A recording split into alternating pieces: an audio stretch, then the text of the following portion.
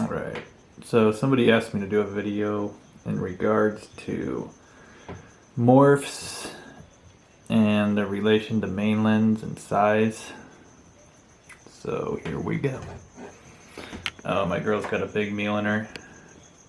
He's looking rather good. Plump.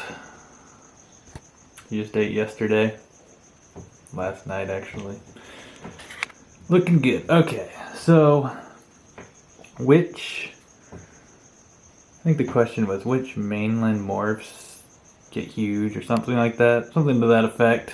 And the thing is that morphs are not mutually exclusive to mainlands or size.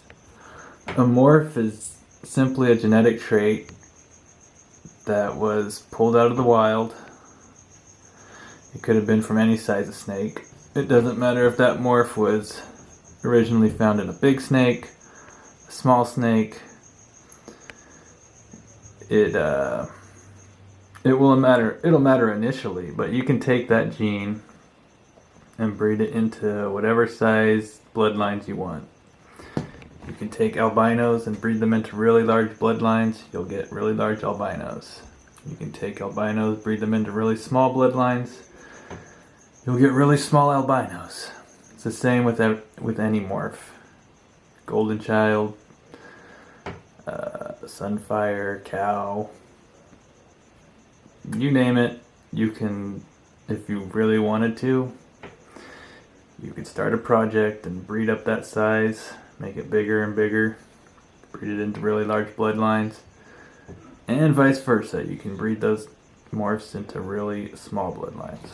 So, if you see a particular morph, and let's say every time you see that morph it's really big, well, that just means that that morph has been consistently bred into large bloodlines. It doesn't necessarily mean that that morph is responsible for large size.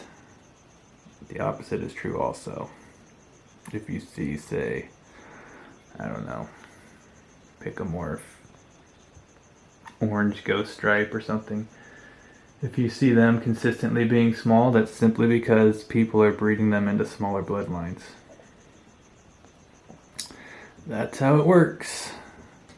If you want large snakes, breed large snakes. If you want to add some different morphs into that size you're working with, go out, purchase that morph, and start infusing that gene into your bloodlines. Could take a few generations to start infusing that into whatever you're working with, but that's how it works.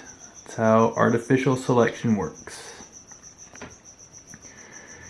You have an idea of what you want in mind, and then you just artificially select which genes to pass along to the snakes you're trying to produce.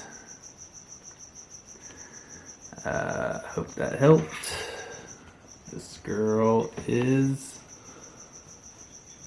looking good. She's actually a het anthrax, and she comes from large bloodlines, so her anthrax really doesn't have anything to do with her size. The size of her parents is what's going to determine her size. You could just as easily go out and purchase an anthrax from parents that were not as big and have a smaller anthrax. But she comes from large bloodlines, so we're expecting her to get big. She's already pretty sizable. She looks a little bigger than normal right now just because she's got a big old belly full of food. Big old belly.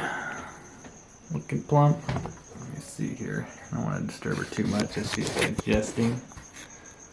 Oh, there we are. Look at that. Looking good. Looking good, kid. Alright. Alright. That's it. I hope that answers the question and didn't confuse the issue. Alright, see ya.